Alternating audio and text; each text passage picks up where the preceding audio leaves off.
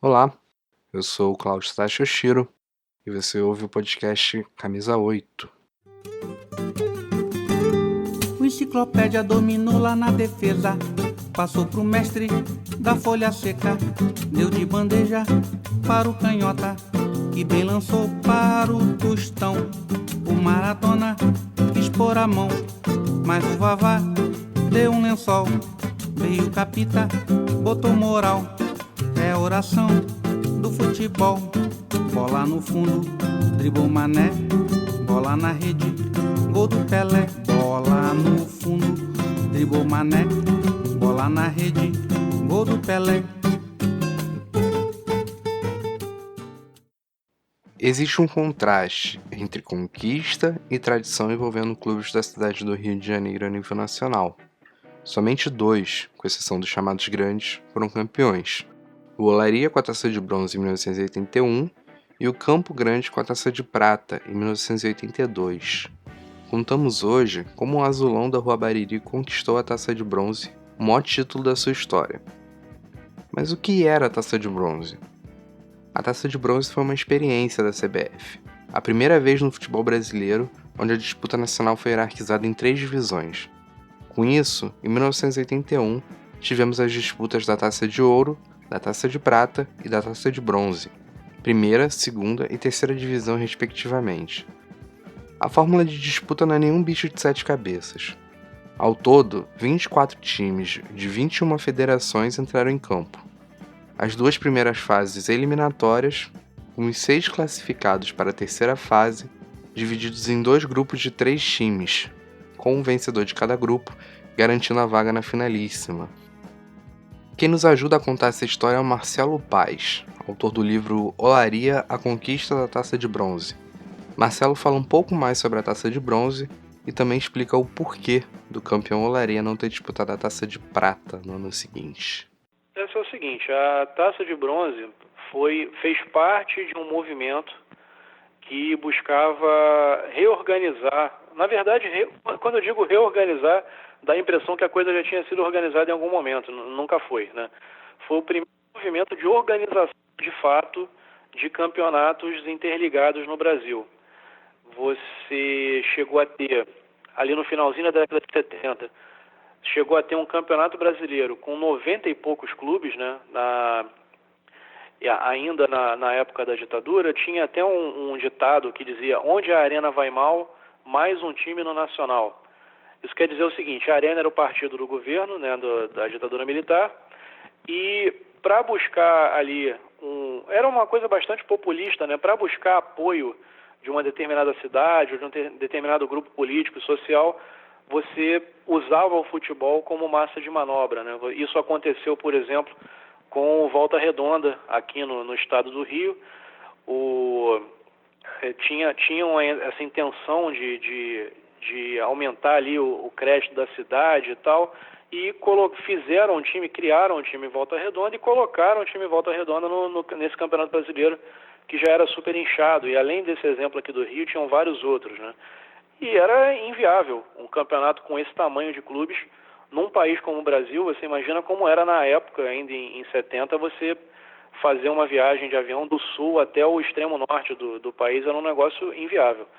Então os clubes de maior torcida, isso ali em 78, 79, os clubes de maior torcida do Brasil, numa coisa até certa forma embrionária do que viria a ser o Clube dos 13 depois, tentaram começar a pressionar a CBF para dar um jeito nisso. Olha, não está dando, a gente está gastando muito, é muita viagem e cansaço e não sei o que, isso atrapalha. E de tanto fazerem essa pressão, a CBF anunciou que seriam criadas então 3 taças, né? O Campeonato Brasileiro ia deixar de ser aquele monstro com 100 clubes e passaria a ter então uma divisão por 3. A primeira divisão seria a Taça de Ouro, e aí você criaria também a Taça de Prata. E a Taça de Bronze foi criada em 81, né? A Taça de Ouro e Prata já existia em 80 e a Taça de Bronze foi criada em 81. A Taça de Bronze propunha um caminho diferente, porque ficou definido que o que ia decidir quem participaria da Taça de Bronze seriam torneios classificatórios que as federações organizariam da maneira que eles quisessem. A taça de ouro e a taça de prata tinham um regulamento que hoje em dia soa como uma loucura total, assim, e é até engraçado lembrar disso, porque o que definia o acesso dos clubes aos campeonatos brasileiros da primeira e da segunda divisão, a taça de ouro e a taça de prata, era o desempenho nos estaduais do ano anterior.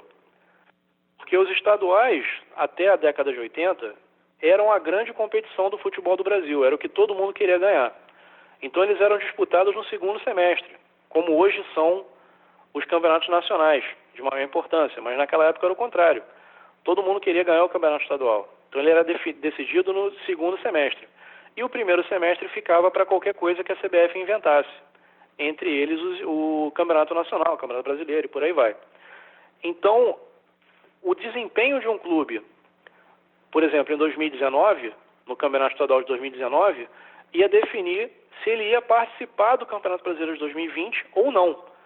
Então você tinha situações completamente malucas, assim, que hoje em dia soam como comédia, que é um clube, por exemplo, ser campeão brasileiro no primeiro semestre, disputar o estadual no segundo semestre e ir mal, e com isso, de repente, disputar a segunda divisão do brasileiro no ano seguinte. Isso acontecia, até com alguma frequência, né? Ou então você tem um time que era... Acabava acontecendo situações que você podia ser campeão, você podia descer e subir praticamente em menos de um ano, né? Dependendo do que você fizesse no estadual. Então era maluquice, assim. Foi uma tentativa, como primeira tentativa de organizar o futebol daqui, foi louvável, claro, porque antes disso era o total e completo caos. Mas essa questão de usar o estadual sempre como fiel da balança num campeonato nacional é um troço que é até difícil de acreditar se você comparar com como o futebol se organiza hoje, né, em 2019. Então, voltando à Taça de Bronze, tinha essa questão da seletiva. Aqui no Rio, quem passou foi Olaria e Madureira.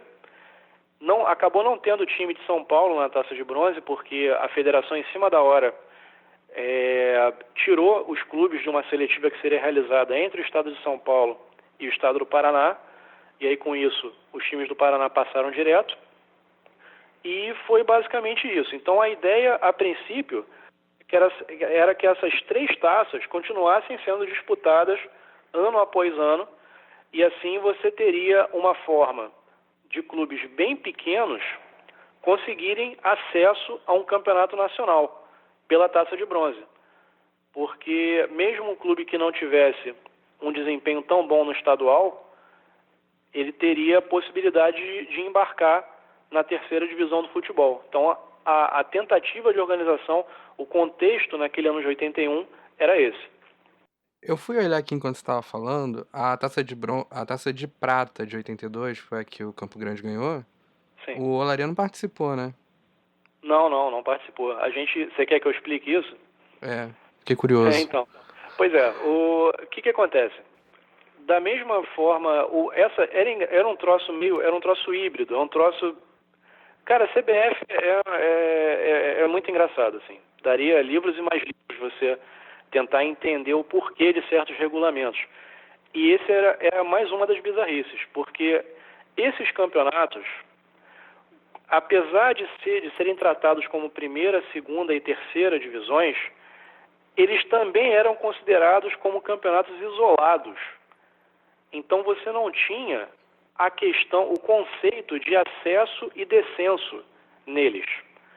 Porque o que definia a participação em cada campeonato, na Taça de Ouro e Prata, era o desempenho nos estaduais. Então não faria sentido, porque a cada ano o conjunto de times disputando aquele campeonato pode mudar completamente, né? Então não faria sentido você ter acesso e descenso entre primeira e segunda divisão. Você poderia até, assim, pela lógica, o que eu penso é o seguinte, mas pelo menos a terceira divisão, que é por seletiva, poderia dar algum tipo de acesso para a divisão superior. Mas não foi isso que aconteceu no final. O Olaria foi campeão brasileiro da Taça de Bronze, né? E eles nem usavam esse termo primeira, segunda, terceira divisão justamente por isso, para não reforçar a ideia de que aquilo ali poderia ter algum tipo de acesso. Só que isso nunca foi explicado de maneira tão clara, né? No final da Taça de Bronze, a grande maioria do público ficou sabendo que não ia ter acesso, porque eram campeonatos isolados. Então não tinha nada a ver. Não, ó, você foi campeão desse campeonato aqui, chamado Taça de Bronze. Ele tem o peso de um campeonato nacional, mas não existe acesso. Então, na real, o Olaria subiu, ganhou, mas não subiu. E no ano de 82, resolveram cancelar a Taça de Bronze, nunca mais teve, né? Então o Olaria foi o primeiro e único campeão desse campeonato, e a taça está até hoje lá no clube, e você acabou que essa tentativa de nova organização do campeonato com 3 módulos durou um ano, e foi só isso. O nome escolhido para comandar o Olaria na Taça de Bronze foi Davi Ferreira, o Duque, que iniciou a carreira de treinador justamente no Olaria, mas que em 1981 já carregava na bagagem trabalhos no Corinthians, Fluminense e também no futebol pernambucano, onde ainda hoje é muito lembrado pelo êxito obtido no Náutico, Santa Cruz e Sport. Ah, cara, falar do Duque é sempre um prazer, cara. É uma simpatia. Foi, tirando o pessoal que estava no clube na época, né, o Heitor Bellini e o Pedro Paulo, foi o primeiro personagem dessa conquista que eu tive o prazer de conversar pessoalmente. Ele me recebeu na casa dele, no Largo do Machado, né? Primeiro eu fiz um contato telefônico e depois fui falar com ele no Largo do Machado. A gente ficou um tempão conversando, depois almoçamos e tal. E ele foi me falando da forma como ele entendia o futebol e as opiniões que ele tinha em relação ao futebol, sobre a maneira de enxergar o futebol, me ajudou também a traçar o perfil psicológico do treinador daquela equipe que acabou conquistando a Taça de Bronze, né? Era um cara extremamente profissional que parou de trabalhar, inclusive, porque não concordava com a figura do empresário no mercado do futebol, como o empresário se coloca, né? Ele, por uma questão ideológica, preferiu parar de trabalhar ali no início dos anos 90 e rodou pra caramba, foi campeão na África, foi campeão na Ásia, campeão na América do Sul, né? Aqui dirigiu grandes clubes, né? Aquele episódio da invasão corintiana aqui no Maracanã contra o Fluminense, ele era o técnico do Corinthians naquele momento, mas, assim, grande parte da conquista do Olaria se deve a ele, a forma que ele enxergava a questão tática, a forma como ele organizou aquele time, a forma como ele incentivava os jogadores a buscar sempre alguma coisa além, né? Fora os casos engraçados, né? Que ele, quando no jogo lá em Mato Grosso, quando o Catinha era banco, né? E tinha acabado de subir dos juniores e tinha tido uma situação de contusão e o Catinha ia ser posto para jogar já como titular, né? Ele estava lá super nervoso, tinha um monte de sapo boi entrando lá no alojamento que eles estavam esperando e o Duque ficou ali tirando sarro desse nervosismo dele, né? Eu abordo isso no livro. Quer dizer, era uma pessoa muito agregadora e que grande parte da união daquele grupo ali, a culpa era do Duque, sabe?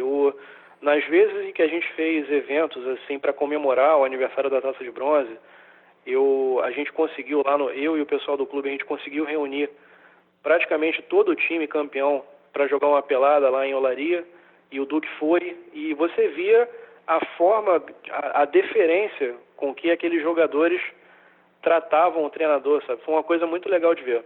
A camisa do Olaria foi a primeira de Castilho e também a primeira de Romário, que curiosamente trocou o juvenil do Olaria pelo Vasco em 1980, no ano anterior à disputa da Taça de Bronze. Na formação do time para a competição, o Olaria optou por uma mescla entre jovens formados no clube e contratações pontuais. Das canteiras da Bariri, por exemplo, saiu o Catinha, observado pelo treinador da base, o René Simões. Foi bem mesclado, assim. Tinha um elemento que hoje em dia também, de vez em quando eu ainda vejo isso acontecendo em clubes muito pequenos, tipo que disputam a Série C do estadual, sabe? Mas naquele momento, nos clubes médios, ainda acontecia isso de ter o treino de experiência, como chamavam, né? Que era simplesmente assim, o clube abria as portas para quem quisesse ir lá e tentar a sorte, independente de ser federado, de ter passado pela base ou sei lá o quê, né? E um desses treinos de experiência foi o responsável por trazer um dos nossos zagueiros, né? Ele fez um treino de experiência, passou e ficou no time e fez parte do elenco titular, né? De outros jogadores não, vieram como ou empréstimo ou transferência mesmo, né? Teve muita gente da base, o próprio Catinha, o Orlando, o Aurê, o Zeica era da base. Assim, se fosse pegar o time titular, o time que mais jogou, né, a formação titular que mais jogou, metade era base. Aí teve um do treino de experiência, que veio jogar da rua e foi direto para o time profissional, e mais ali, e o restante foi transferência. Mas às vezes transferência de times grandes, sabe? O Salvador, né, zagueiro que fazia dupla com o Mauro, ele veio do Atlético Mineiro, por exemplo, né? E outros jogadores vieram do Vasco, teve gente que já tinha jogado no Flamengo, enfim, ainda tinha esse intercâmbio grande, né, entre os clubes pequenos e grandes, pequenos e médios, que hoje você dificilmente veria. A lógica hoje do mercado é muito mais predatória, né? O cara mal subiu da base e já tem gente de olho, ou então às vezes ele nem chega a jogar no profissional e já tem um contrato assinado com alguém, né, e tudo. É uma coisa que acaba diminuindo muito o peso desses clubes em campeonatos, né? É o grande responsável por diminuir a dificuldade do campeonato estadual, que é uma coisa, hoje em dia, é quase um playground de time grande, né? E, enfim, sinal dos tempos, né?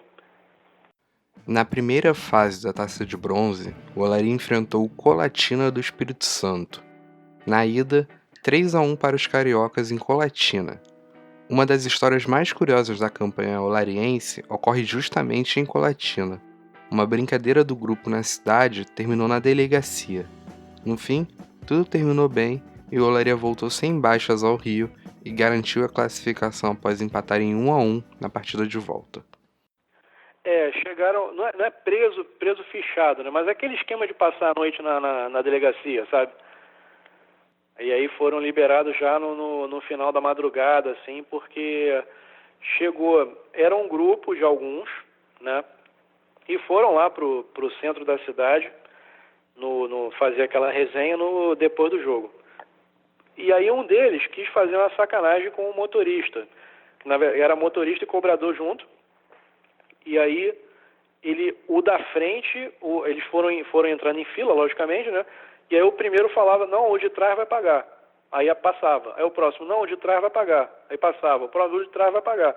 E o cara viu que ele ia tomar uma volta e ficou bolado e falou, não, que isso, não sei o quê, e partiu para cima dos caras. Arrancou a alavanca de câmbio do ônibus, né?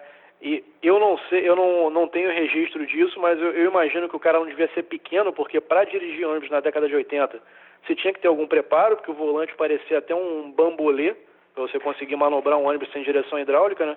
Então o motorista de ônibus era carcaça antigamente, né? Então você imagina um cara vindo com a alavanca de câmbio para dar porrada nos caras, como é que não foi a confusão. No final de tudo foi todo mundo para a delegacia, passaram a noite lá, mas depois voltaram para o Rio, não teve maiores desdobramentos não. Nem com a direção do clube. Não, nem com a direção. Cara, você imagina, né? O futebol era muito mais folclórico do que é hoje, né? No bom e no mau sentido. Então, se hoje em dia você já vê dirigente semi-amador ou amador totalmente, você imagina como eram as coisas há 30, 40 anos atrás, né? Então, essas coisas ficavam pra lá, sabe? Não tinha muito essa coisa de suspensão, nada disso, não. O adversário da segunda fase foi o Paranavaí, tradicional equipe do interior paranaense.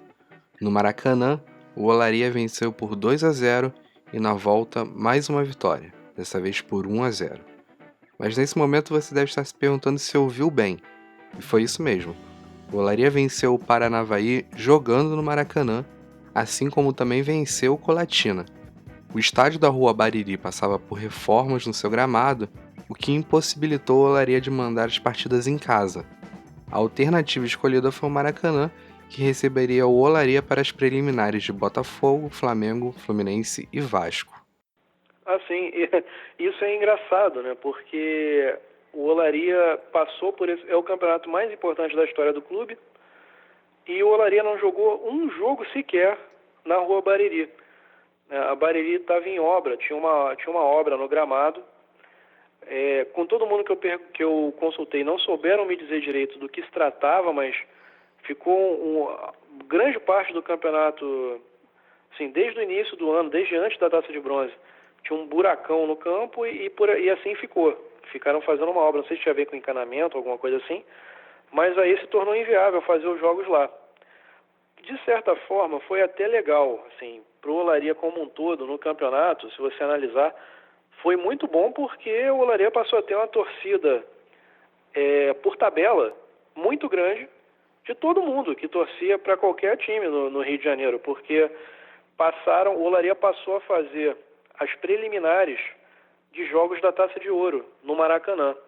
Então, antes de ter Flamengo e Vasco, por exemplo, tinha Olaria e São Borja, né? Então, as pessoas antigamente tinham o hábito de chegar muito cedo no Maracanã para assistir as preliminares, uma coisa que hoje não rola mais, né? Mas então você já tinha um público considerável lá dentro, independente de torcedores do Olaria ou não. Isso foi legal, foi muito legal para o clube, né? Aquela atmosfera do Maracanã. Outros clubes que vinham para cá enfrentar o Olaria provavelmente não tinham o hábito de jogar num estádio tão grande, com tanta capacidade de receber torcedor, e isso acabou sendo um fator de pressão grande a favor do Olaria, né? Eu acho que no final das contas ajudou pra caramba. Mas é um dado interessante isso, né? Que um time ser campeão nacional sem jogar um jogo sequer no seu próprio estádio. Na terceira fase, ou fase semifinal, os 6 classificados foram divididos em 2 grupos. No grupo A, Dom Bosco, Olaria e São Borja, e no grupo B, Guarani de Divinópolis, Isabelense e Santo Amaro. E aqui temos uma noção de como jogar no Maracanã foi um diferencial para o Olaria, pois apesar de perder para o Dom Bosco no Mato Grosso e para o São Borja no Rio Grande do Sul, vencer os rivais no Maracanã garantiu a vaga na final ao Olaria. Com 2 vitórias e 2 derrotas, o Olaria terminou a disputa da terceira fase com os mesmos 4 pontos do São Borja e do Dom Bosco, que chegaram aos 4 pontos com 1 vitória e 2 empates. Vale lembrar que a vitória na época valia somente 2 pontos. Os 4 jogos do Olaria na terceira fase terminaram da seguinte maneira: São Borja 2, Olaria 0, Olaria 2, Dom Bosco 0, Olaria 1, São Borja 0 e Dom Bosco 1, Olaria 0. Apesar do equilíbrio entre as 3 equipes, as partidas entre Olaria e São Borja ficaram marcadas não somente pelo bom futebol, mas também pelas polêmicas. Para muitos, essa é a final antecipada da Taça de Bronze. Lendo relatos sobre a partida em São Borja no livro do Marcelo, a primeira imagem que me vinha à cabeça era daquele imaginário até clichê do que é uma disputa da Copa Libertadores. Foguetórios, problemas, arbitragem. Perguntei para o próprio se a comparação era válida e aproveitamos agora para ouvir um pouquinho mais sobre esse encontro em São Borja. Assim, a descrição é essa, jogo de Libertadores, na melhor acepção da palavra, assim, porque e primeiro deixando claro, o time do São Borja não era o Cobreloa, tá? Eles não eram desleais, eles jogavam firme, mas desleais eles não eram. Tanto é que não teve caso de contusão, né? Ninguém quebrou ninguém, nem nada disso, né? Mas era um jogo pegado, era um jogo complicado, é a escola do Sul, né? É essa ainda, tu imagina na época como é que não era. E era o time que tinha mais condição de eliminar o Olaria, eles tinham consciência disso e vieram com tudo, porque era um time com muito menos vulto do que o Olaria. O Olaria, mal ou bem, era um clube muito mais conhecido do que o São Borja. Então ali, de repente, eles viam a chance da vida do clube de conseguir ter algum destaque, né? Conseguir ter um destaque um pouco maior. Então, quando o Olaria foi para lá, no hotel, foi a madrugada inteira. Passava de carro, acendia um rojão e gritava bugre, porque o mascote é um índio, né? Então, bugre para lá, bugre para cá, foi a madrugada inteira assim, ninguém dormiu direito.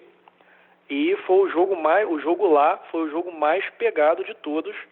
E ainda teve essa questão da arbitragem, porque assim, eu não seria leviano de dizer que o clube teve algum envolvimento nisso, Pode ser uma coisa de federação, pode não ser, nunca saberemos, né? A não ser que um dia alguém de lá queira falar alguma coisa.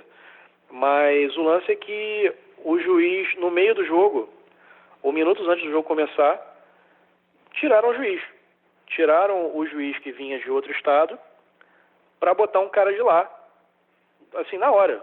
Tirou, botou o uniforme e tal, entrou, não, agora o juiz agora é esse. Então você imagina o clima que isso faz, o clima que isso produz num jogo de importância como foi esse jogo em São Borja, né? Então foram situações complicadas.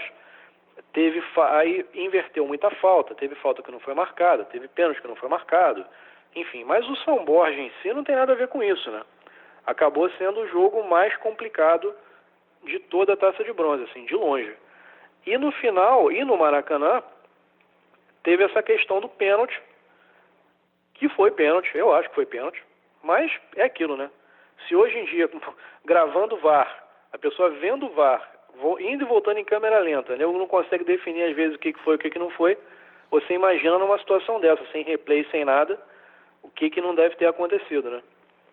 Classificado para a final da Taça de Bronze, o Olaria teria como adversário o Recifense Santo Amaro.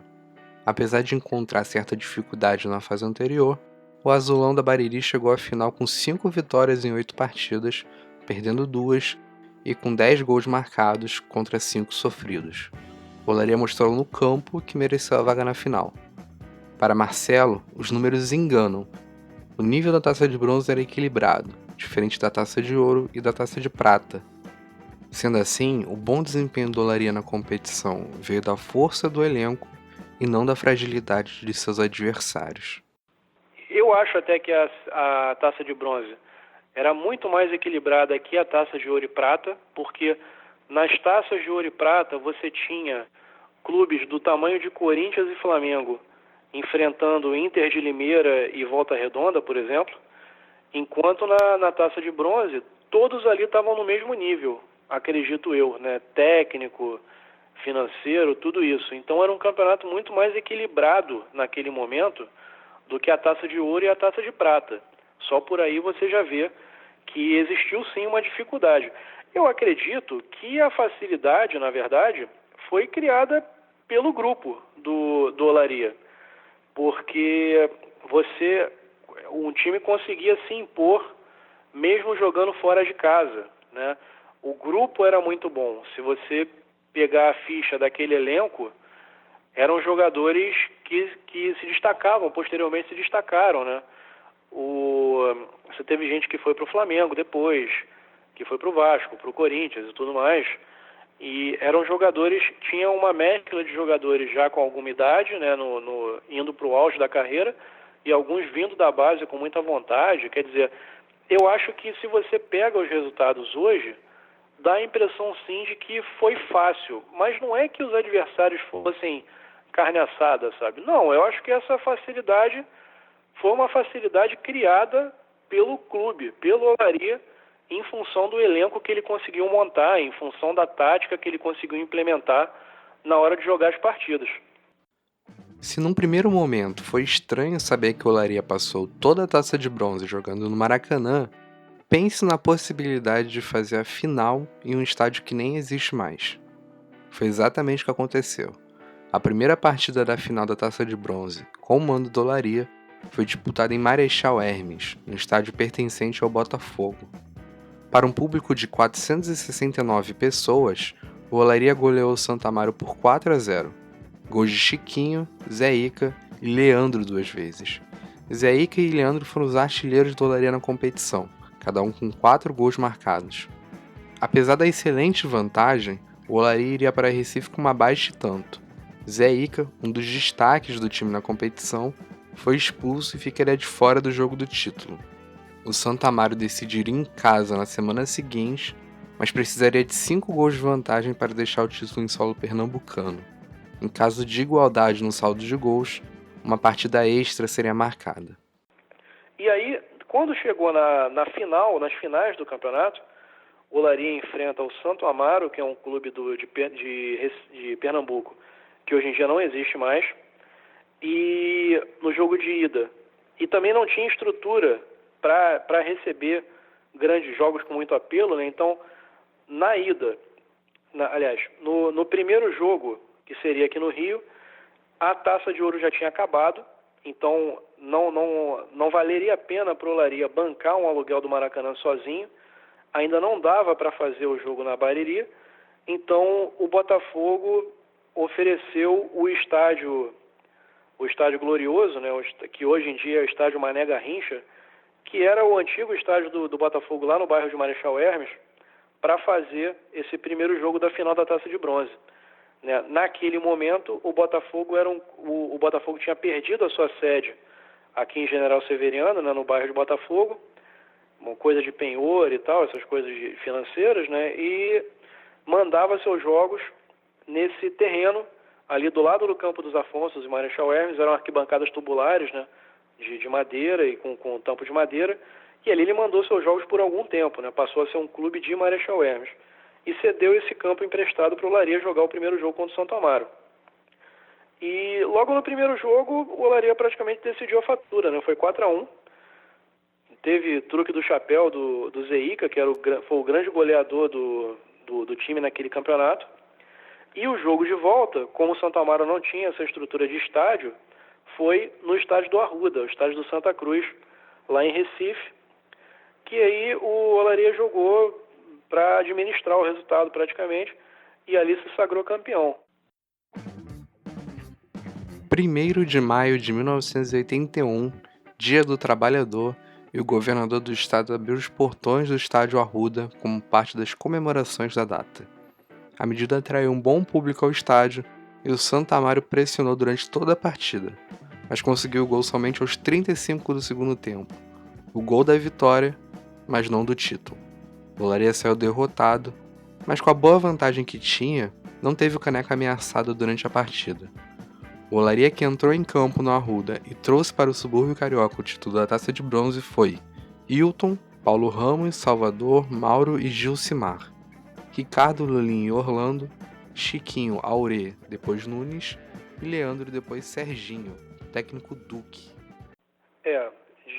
De fato, assim, acabou que, para mim, o São Borja foi a final antecipada do campeonato, porque o Santo Amaro não ofereceu resistência alguma, sabe? É difícil você ver numa final de campeonato um time ser goleado no primeiro jogo dessa forma que foi, né?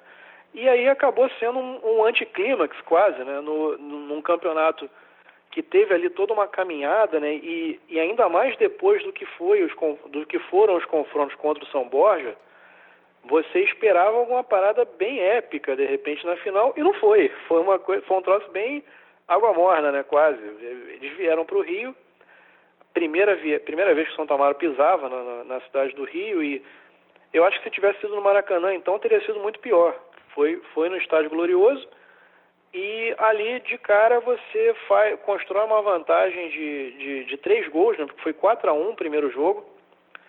Então, e assim, se você pegar o Santo Amaro também, né, o que ele teve que fazer para chegar na final, ele enfrentou o Guarani de Minas Gerais, se eu não me engano, o Guarani de Divinópolis, um time chamado Isabelense, fez esse triangular com o Santo Amaro.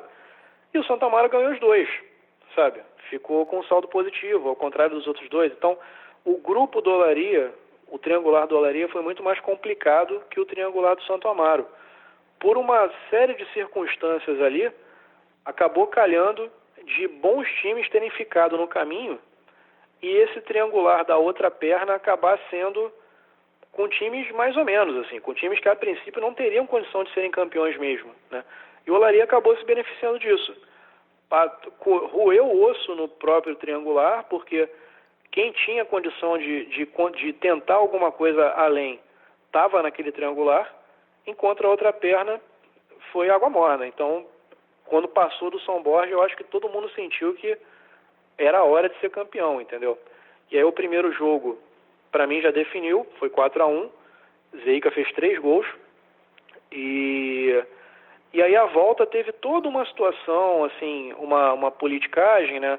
O governador de Pernambuco na época era o Marco Marcial, que depois ficou mais conhecido no Brasil por ser o vice-presidente do Fernando Henrique Cardoso, né? E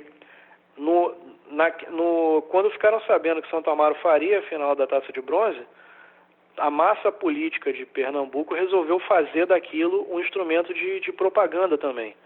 Então, para começar, já transferiram a final para o dia 1º de maio, que é um feriado, e isso era já uma coisa para tentar fazer o estádio ficar em capacidade máxima, e como se não fosse o bastante, portões abertos no estádio do Arruda, para lotar mesmo o estádio do Arruda, para fazer pressão, né? Então você imagina, abriram mão de renda, abriram mão de tudo, para lotar o Arruda, para ver se pelo menos na base da pressão você conseguia reverter aquele resultado de 4-1 no primeiro jogo. E esses dois elementos, né, o feriado e depois abrir os portões do estádio, você já vê o tipo de pressão que foi sendo feita ali. E ainda, aí o Olaria, o Duque, ele me mostrou as táticas dele, né? No livro tem a seção prancheta do Duque, com cada uma das variações que ele fez, dependendo do jogo, e ele não tinha vergonha de jogar na retranca. Na verdade, ele falou, cara, eu não entendo, uma vez ele falou comigo, eu não entendo por que as pessoas falam mal da retranca. Dependendo do jogo, não existe razão lógica para você se lançar para o ataque, dependendo do que está em jogo. Assim, até eu tendo a concordar com ele, porque você viu o que aconteceu com o Ajax agora, né? O Ajax estava ganhando de 2-0 do Tottenham, com uma vantagem monstruosa, faltando um tempo para acabar o jogo, e continuou atacando. Cara, isso não entra na minha cabeça, assim. Se o objetivo era chegar na final da Champions League, por que não fez uma retranca? Por que não fechou a casinha, né? Mas, enfim, é questão de opinião. E aí o Olaria jogou nessa retranca, acabou tomando um gol, né? Perdeu esse segundo jogo, mas como tinha construído a vantagem no Rio, acabou sendo campeão. E aí você tem a foto emblemática do Marco Maciel falando na rádio, né, aquele transmissor gigante de rádio, e entregando a taça para o nosso capitão Mauro. O Camisa 8 desse mês fica por aqui, mas não pare. Temos mais uma parte dessa história no final do podcast. Lembrando que estamos no Twitter como @camisa8, o 8 é por extenso, e por lá queremos ouvir críticas, sugestões, dúvidas, e também sempre que sobra um tempinho, subimos um material extra ou complementar por lá. Fica registrado também o nosso agradecimento ao Marcelo, e para você que ficou curioso em saber mais sobre essa campanha do Olaria, o livro Olaria, a Conquista da Taça de Bronze, está disponível no site da editora Oficina Raquel, oficinaraquel.com.br, o link está na descrição, e também você encontra nas principais livrarias da rede. E o Marcelo ainda fez questão de lembrar que, para quem é do Rio, também pode comprar na livraria Folha Seca, no centro da cidade, que é uma livraria especializada em Rio de Janeiro, futebol, samba e cultura, e é óbvio que a gente assina embaixo. Sempre que possível, encerramos o podcast com uma música. Dessa vez vamos aproveitar o acervo do Marcelo para ouvir o final da partida do Olaria e São Borja no Maracanã. Porque depois de toda aquela confusão em São Borja, o cenário encontrado no Rio também foi de confusão, é óbvio. O São Borja e a imprensa são-borgense reclamaram do pênalti marcado a favor do Olaria, pênalti que garantiu a vitória dos cariocas e que foi fundamental para a classificação do Olaria final. A transmissão é da Rádio Cultura de São Borja e você ouve o final da partida, do momento da marcação do pênalti, as reclamações logo após o apito final, na voz de José de Grazia, com direito à participação dos craques Raul Quadros e Ademir de Menezes. É isso, até a próxima. Vamos para os últimos instantes da partida. Morta vai tentar o domínio, voltou para Fino, deu na área, cortou Cito. 0-0 no Maracanã, em seu Rádio Cultura de São Borja. Lá vai o Olaria, Marcos dominou, levantou para a grande área, cortou Cito, de cabeça voltou a bola para a equipe do São Borja. Sufoco do Olaria nos minutos finais. 45 minutos. Está esgotado o tempo regulamentar. Um lançamento na ponta direita para o Aurélio, cortou Júlio César. O São Borja resiste, voltou a bola para Leandro, não dominou. É arremesso para o Olaria, marcou bem o Bandeira. Bola tocada na ponta para Ricardo. Ricardo dominou, vai ao fundo de campo, escapou da marcação. Grande jogada de Ricardo. Atenção, penetrou a drible na área, foi desarmado. Marca o árbitro. Pênalti. pênalti contra o São Borja. Marcou pênalti. Pelo amor de Deus, o que ele fez aí? Vou começar com o Raul Fábio, da Rádio Globo. Raul, você que viu o lance, o que você achou? Para São Borja. Eu estou sempre do lado do jogador. O jogador do São Borja correu em cima do juiz e porque alguma coisa não houve no caso, né? Não houve, olha o testemunho do Raul Fábio. Ô Manuel, aqui está o Ademir Menezes. Bem, meus amigos gaúchos, infelizmente isso é o nosso futebol. Uma jogada normal, uma jogada de parabola. Ele realmente fez uma falta, mas uma falta que não merece a punição. Principalmente devido à situação da própria partida. São Borja jogou com inteligência, jogou se defendendo, usando contra-ataque. O empate lhe interessava e tinha praticamente a classificação garantida. Agora, com esse pênalti, vamos ver, pode complicar a situação para o São Borja, que teve um excelente comportamento aqui no Maracanã. Soube jogar como deveria jogar. Muito bem, esse foi Ademir Menezes, ao microfone da Cultura de São Borja. Obrigado, Ademir. O Olaria tem um pênalti para bater no último minuto da partida. Quem é que vai bater, Manuel Moreno? É o jogador número 7, vejamos o nome dele. É o Serginho. Não, mas o Serginho tinha saído na substituição. Está difícil, não, o número 7, Graça. É o Leandro. Está colocado o Leandro, atenção, 47 minutos. Partiu para a bola, Leandro com a perna direita, bateu gol. Gol do Olaria no Maracanã. Aos 47 minutos, Leandro com a perna esquerda colocou no canto direito do goleiro Mano, decretando 1 para o Olaria, 0 para o São Borja, quando a verdade foi dita pelos próprios companheiros da Crônica Esportiva do Rio de Janeiro. O São Borja está sendo furtado dentro do maior estádio do mundo. No último minuto da partida, o senhor Alvimar Gaspar dos Reis deu um pênalti para o Olaria numa jogada de Ricardo. Leandro marcou o gol, 1-0 para o Olaria. Estão perdendo a cabeça os jogadores do São Borja. Agora Morsa expulso de campo. Ele chutou o jogador do Olaria. Agora o Morsa não poderia ter feito isso. Vamos ser honestos, temos o direito, temos o dever de ser honestos para os ouvintes de São Borja. Perdeu a cabeça o Morsa, chutou o jogador do Olaria e foi expulso de campo. Realmente, eu não concordo com o Morsa. Não é hora para reagir dessa maneira. Agora a realidade é essa. Ele está vermelho de vergonha com esse sem vergonha. Esse gato de Minas Gerais que vem roubar um jogo aos 46 minutos aqui. É só que eu posso dizer um descarado como esse. Incrível, amigos, no último minuto da partida, o São Borja fazendo uma beleza de apresentação no Maracanã, resistindo o Olaria. O senhor Alvimar Gaspar dos Reis deu um pênalti, o Olaria marcou o gol, ele já havia expulso o Ilo e também o Paulo Ramos do Olaria, e agora expulsou corretamente o jogador Morsa do São Borja. Temos que ser honestos. Agora, a Sociedade Esportiva São Borja, no mais escandaloso furto acontecido aqui no maior estádio do mundo. Terminou no Olímpico, Grêmio 1, Vitória 0. Gol de Paulo Isidoro. Todos eles chorando, o caso do Hélio Costa, devido ali, todos muito tristes. Agora, o pessoal do Rio de Janeiro deve estar envergonhado. Ganhar futebol desse jeito não é possível. Vou conversar aqui. Ô Hélio, dá para conversar, Hélio? Dá para falar com a gente? Não, ele está muito... Para, Hélio. Vai te recuperar, depois eu converso com ele.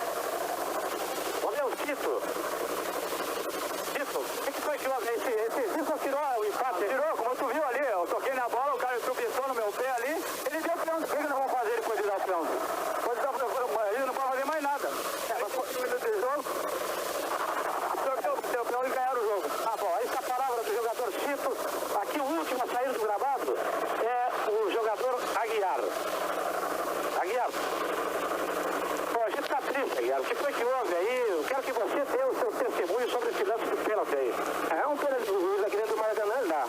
Ele encostou no rapaz ali, o rapaz entrou no chão. E o Olaria assim para trás, nós para frente. Então ele falou como é que é? Aqui no Maracanã, São Paulo fez uma excelente partida, mas infelizmente o juiz colocou